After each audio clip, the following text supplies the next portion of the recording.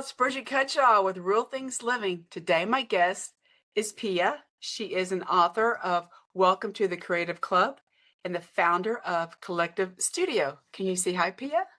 Hi everyone. Hi Bridget. It's so nice to be here. I appreciate that we connected. I think you found me somehow, but I just love connecting with people like you, like-minded people. You hooked me with the word creativity because I've always tried to embrace that because I think it's so important to deal with everyday life, right? Absolutely. I mean, that's the beauty.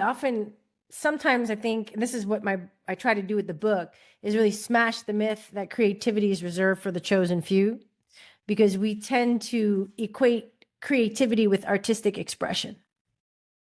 And That's that's just one facet. That is a big one, but it's one facet of creativity. But creativity is so much more than that.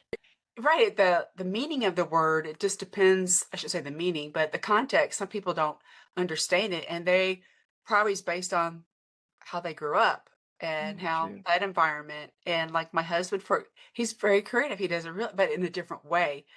And he can figure things out by I guess creativity is also connected to curiosity.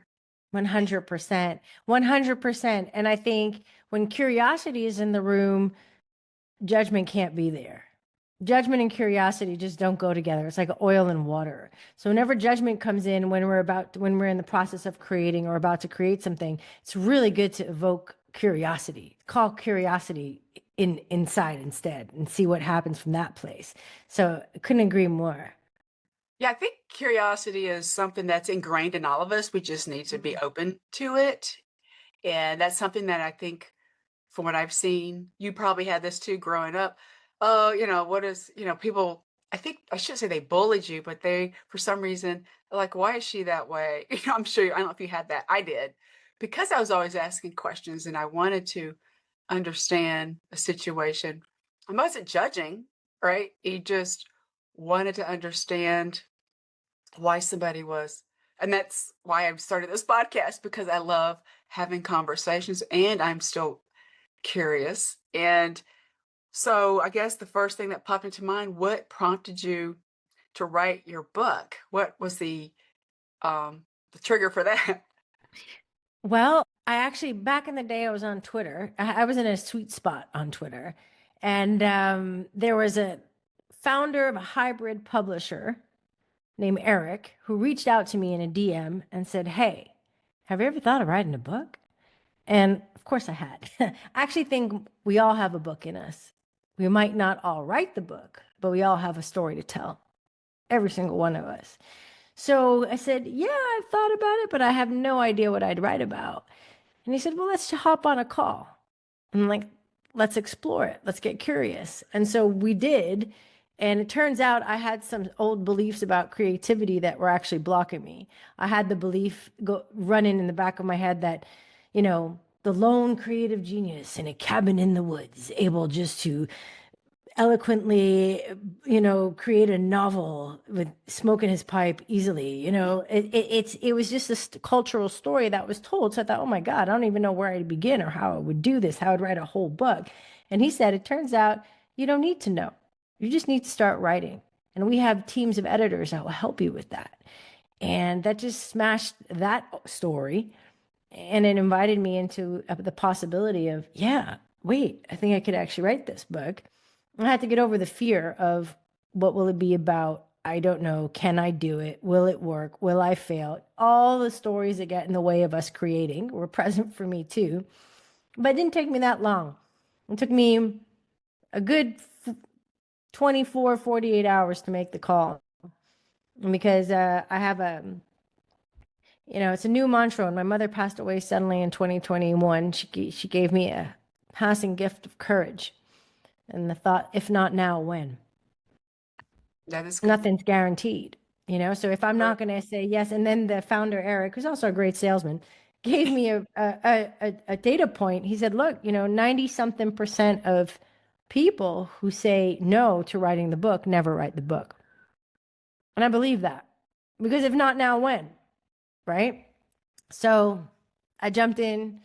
I said, let's do it. And it turns out that, Even though I didn't know exactly what I was going to write about, the themes had been present for a while because I was called to start a newsletter a year and a half before I jumped on the book ride. And unbeknownst to me at the time, I was drawn to themes that would be reflected in the book. So It's life is funny like that. it is, and I think you're right. Everybody has a story, and some people don't want to share it, Hmm. and that's okay as well. And I think I'm assuming your book is connected to your collective studio, or is that what? Or is that came before or after the book? Just The book came after, but it was interesting because, a lot of people start to write a book to also, develop your credibility and tell your story and invite people into your business. And at first I right. thought, oh, that sounds good, but that was not the book that I was supposed to write. I That- I, I agree with you, and I love the way you spell collective. By the way, it's very creative. It's Thanks. yeah, it's Kollektiv for those that are just listening. I think it's I like the to me I see as you weave a little bit of humor Hmm. into it, and that makes it more what's the word, relatable. I'm glad. Yeah, that's important to me. I mean, there's an Oscar Wilde quote that I love, life is too important to be taken seriously. We need, oh, you're muted.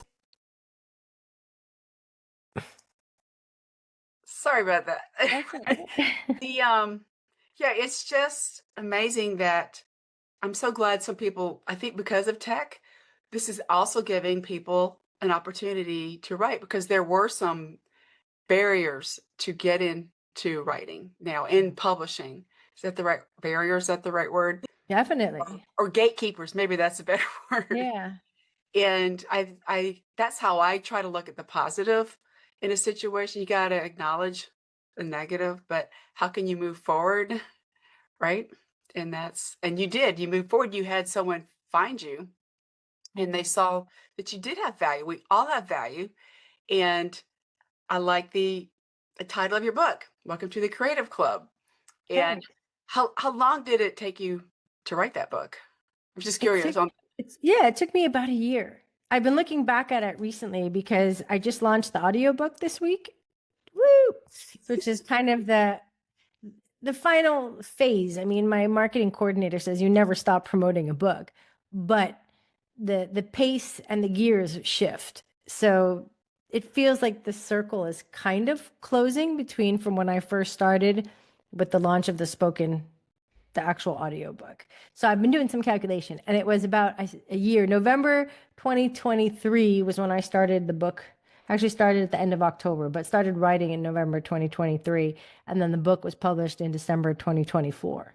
So about a year, and then took another 6 months for the audiobook to launch. that's actually normal. I personally believe because my background is in that field, the publishing and communication, all that. You don't want to rush things either. You want to make sure the content is what's the word, relatable as well.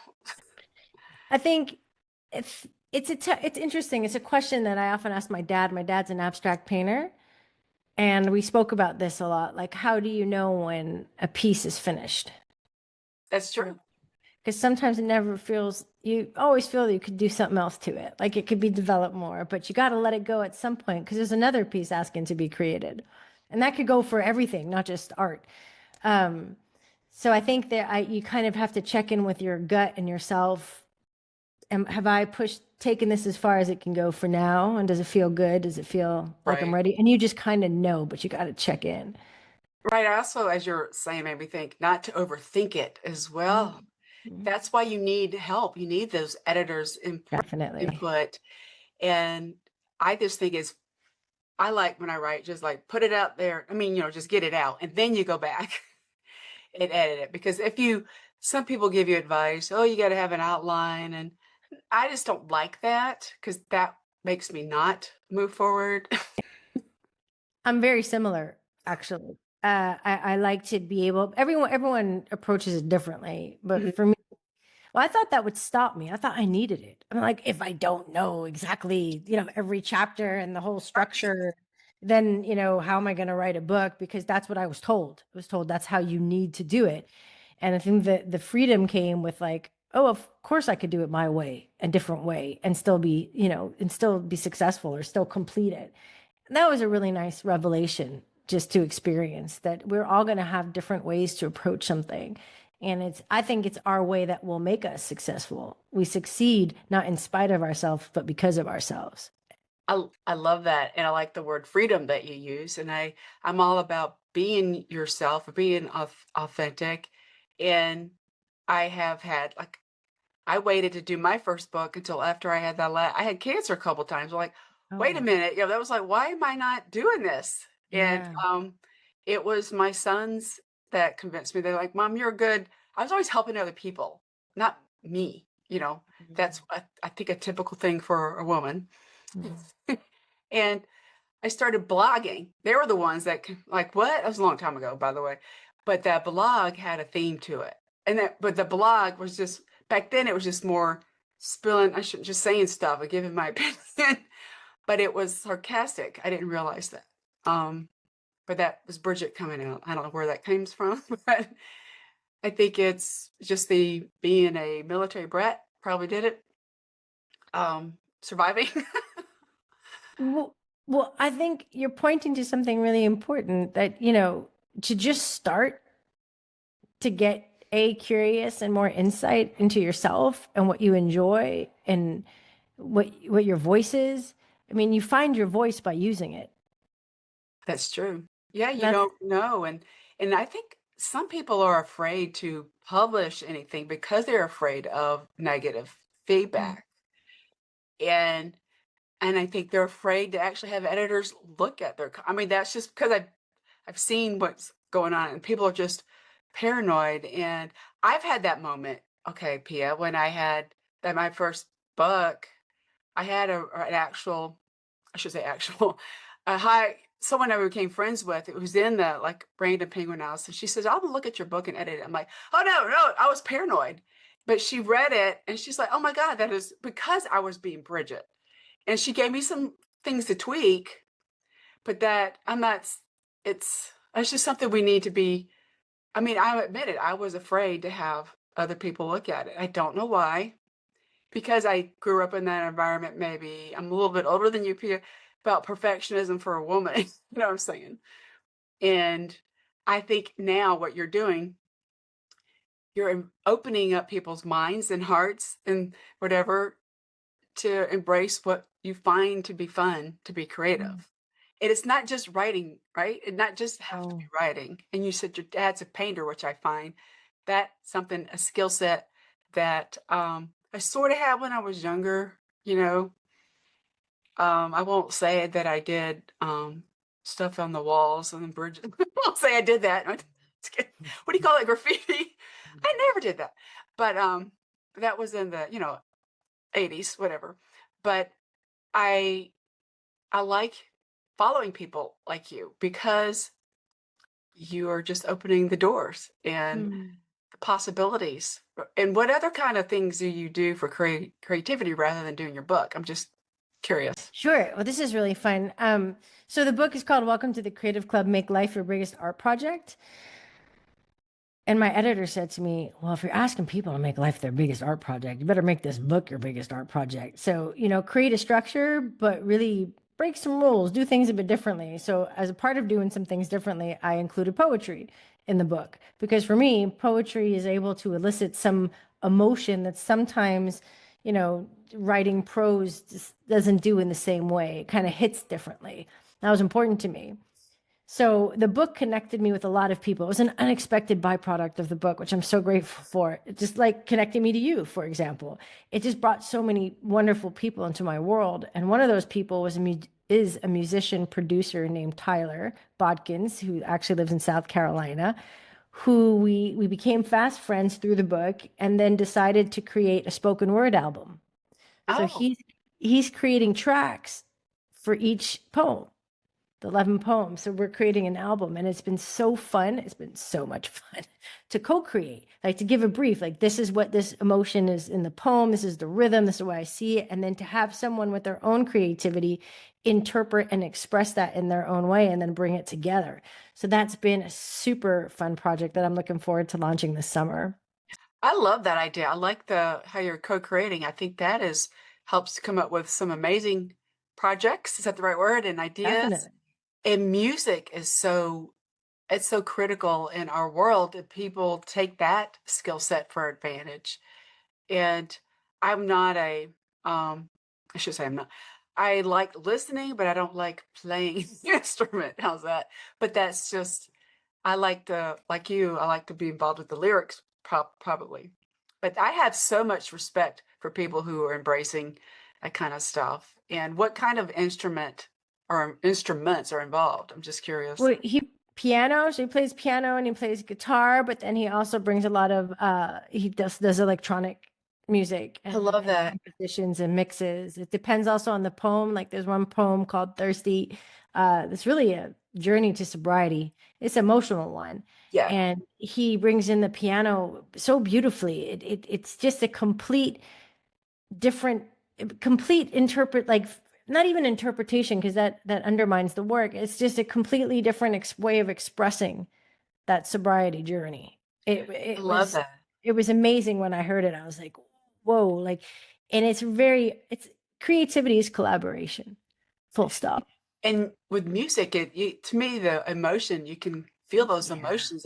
And I did, as you're saying, when I was young, I did play an electric keyboard. I like there that. you go. I didn't like playing I think in junior, like the clarinet. I didn't like sorry. But I don't know, it's what you did in school back then. They put you in these little, Yeah, I remember like, oh, everyone this everyone is got the so, flute. I thought it was boring. Anyway, but the piano was more fun because you could make stuff up. But I still have so much respect for musicians because, Same. and I also think it's so important. I hope more of this is coming back in person stuff since COVID happened. A lot of it just feels so much, you connect better with people when you're at a music event in person. Um, Well, that's what we were talking about because we've been doing it virtually because I'm in Copenhagen, he's in South Carolina. right, So that's kind of hard. Yeah. we've been doing a lot of video notes, voice notes, exchanges, and then calls. But he said to me, "Look, you should come to visit me, and I will, because my dad lives in Arizona, so I'm heading. It's not in the same neighborhood, but Right. it's in the country." And he said, "There's something magical that happens in the studio when producers and musicians get together, and I'd love for you to have a taste of that Oh, experience." he's And right. so, yeah, so it was like maybe we'll have a theme or we won't have a theme. Your words will come out of you, music will come out of me, and we'll just play.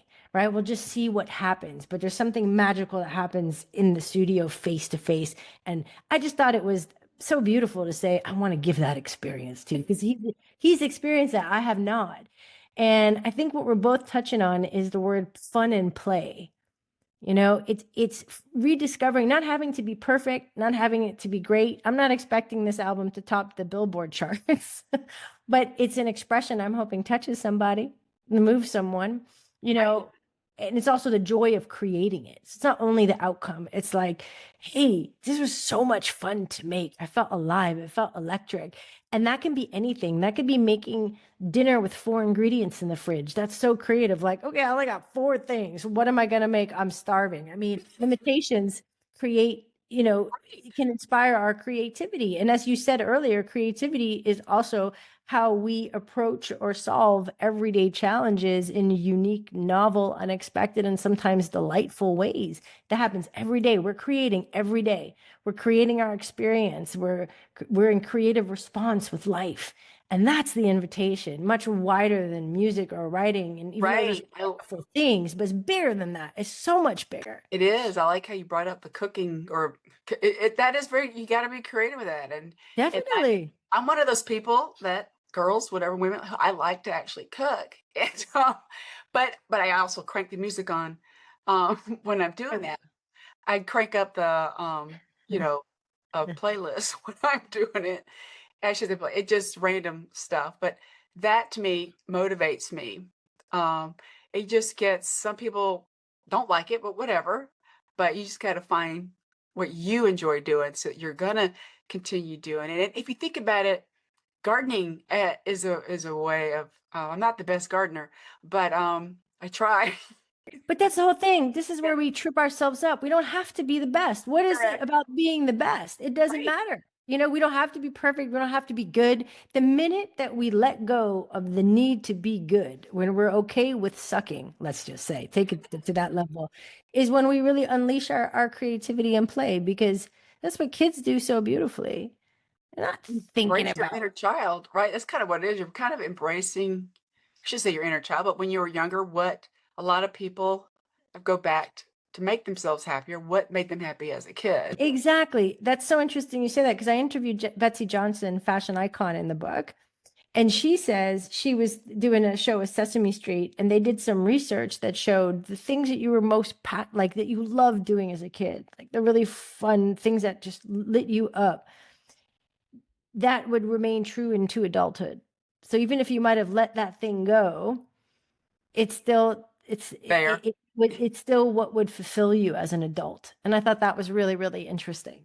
So Yeah, I like that. I think it's what's so important when kids are younger to let them embrace these different things, not dangerous stuff, but still let them do that. And but how can we do that as for adults? As yeah, adults, like, right. why? Like, just let us embrace whatever it is. Let us not have to be good or perfect or have a great outcome, or that just squeezes the air out of our creativity. It just sucks it right out.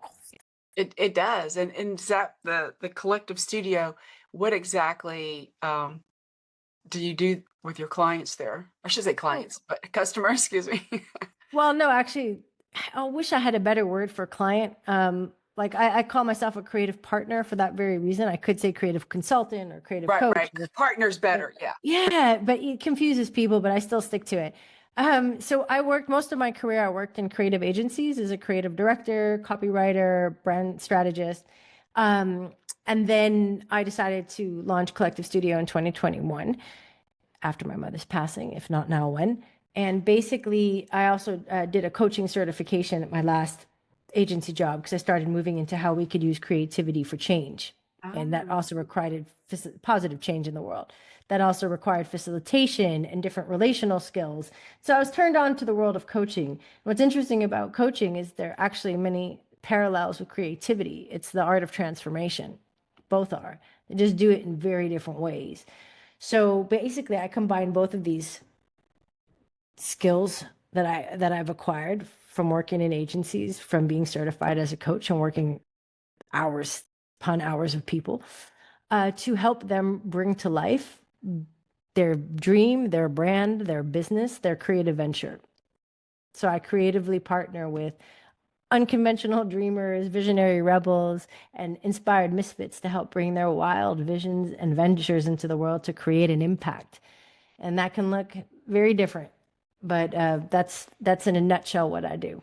I like the word misfit, or I'm a Mm. little I don't like being in a box. I think that's Me neither. what Mhm. what that is. You want to like, hey, you got to have some rules, but you still can need to think outside the box, and that's again is in line with curiosity and embracing that. And you also mentioned the art of transformation. Is there a book out there, I think, called that? I could be wrong, but there's a lot of books out there where the art of whatever. But transformation is a word I've noticed that is being used a lot more now, and especially after COVID. I think the positive aspect I see of COVID happening is that we're like, whoa, everybody's like, why am I doing this? A lot of people leave their jobs. A lot of people want to make a impact in the world in some shape or form. We want to be positive, guys, but but I think it's the creativity helps you find what's inside of you, how you that passion, and that passion is related to having fun. I think Definitely. it's you got to make it fun, Of otherwise, course. yeah, you won't do it. Well, life is too short not to make it fun. Why wouldn't we choose something that's fun? Well, I'll tell you why, because there's a story that if it's fun, it's not serious. If it's fun, it's not going to make us money. There's stories that stop us from doing that. But here's the thing, we get to rewrite those stories. We get to say, I can be wildly successful and have fun while doing it. Doesn't mean they're not going to be difficult times. Of course, we're going to have the spectrum of human emotions and experiences, but we can still choose to do something that lights us up, that Right. that makes our heart beat a bit faster. We can create that. That's creativity, whatever that might be. And that's really what I'm partnering with people to do, to together to like dig into what is that thing that's calling you or that you might have an idea of that you want to create. And then bringing together creative partnership, right? Through coaching, creative direction, copywriting, bringing that to life, making that, I like that. birthing that into the world. I like to call myself also a creative midwife, like I helping like birth that. Giving into birth, the world. right? That's Giving, right. helping them That's give right. birth. That is, I love that. That kind of as an analogy, right? I think Yeah, that that is definitely. really good. I just think it's so. I like your energy. I think it's so helpful for people to understand it's okay to not be perfect. Again, you mentioned it. It just be yourself and enjoy it while you're here. And at the same time, you're going to affect people um, positively. It doesn't have to be thousands, thousands. It just, like, you want it to be a domino effect. I think that's Definitely. what I think is more important. It's easier to make a change when for me, not drastic changes is harder, right, to deal with. I was also thinking as you were talking, what is something that you do that to help you get into your creativity mode? What clicks for you? I mean, what is something that you do? I'm just curious. Well, speaking of the perfectionist, I think it's helpful to say that when I'm about to create anything, right, I give myself permission for it not to be good. It's Like right. I am just, as long as I'm showing up, I'm showing up for myself and the work. This is a time to just be in the mud, to do, create whatever. And then if the perfectionist or the judge comes in, my judge can be loud, be like, what is it? What are you doing there? Be like, no, this is not the space or time for you.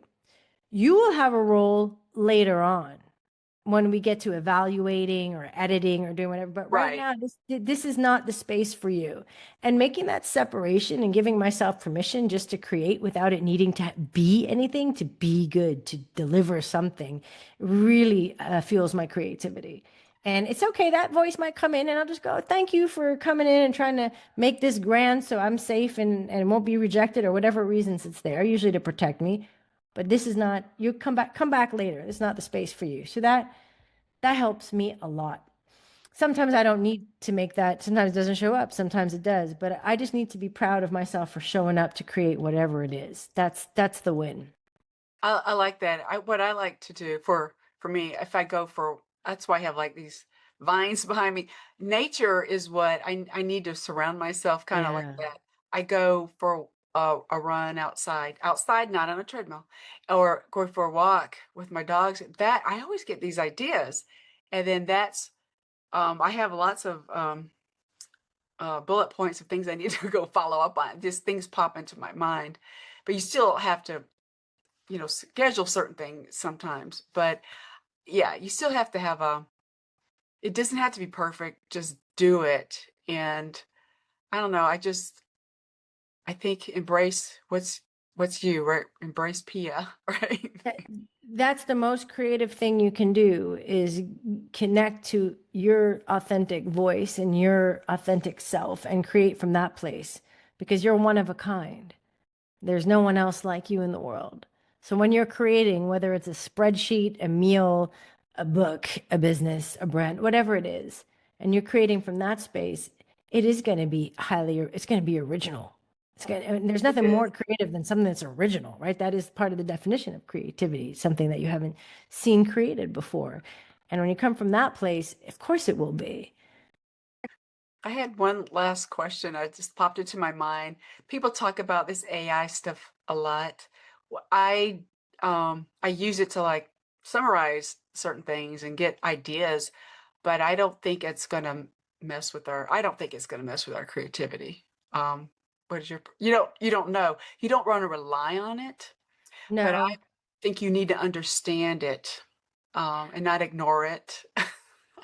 Well, I think what it can't replicate and what it can't will never be able to do is to replicate you. Like to do just the way you see the world, the your unique angle, the way you write, the way you express. Like so for me, AI calls for even more of that authenticity, more of Yes. that perfection. That's actually what I crave. Seeing a lot of content out there, you can tell, what's Yes. been enhanced, and I'm not judging. It's fine. At least people are creating stuff. That's good. But I am jonesing for imperfection, beautiful flaws. Humans are beautifully flawed, Like I want to hear the ums. I want to hear a metaphor that I never would have thought of. I want to like give me some imperfections. Give me some mud. Give me some dirt. Give me something I that like feels that. so human.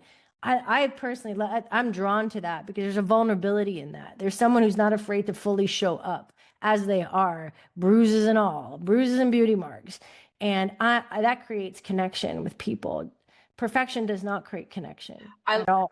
You brought up the and I leave that in my podcast. Sorry, because Yeah, that's how we talk. that's true. That's right. You don't want to make it actually perfect as we're talking. And I did accidentally forget to unmute myself. Yes, that's because my dog was barking. But that's okay. I've had a cat one time, sorry, show up and knock off my camera when I was recording. I love that. It's part of being human on this planet. Right. Things don't go according to plan and things happen. And why don't we celebrate and invite it in? And because that creates, I don't know, that makes it sticky. It That gives makes it, it yeah, something. it adds it like, oh, she really is, this is real, right? She is Yeah. in And her. we're going to need more of that. So I Yes, would say that's what we should lean into yes. our like humanity, lean into Quit our editing unique. so much on these videos and things like that. Quit editing so much. Yeah. Yeah, You still want to make sure in a book though, guys, by the way, that it flows properly.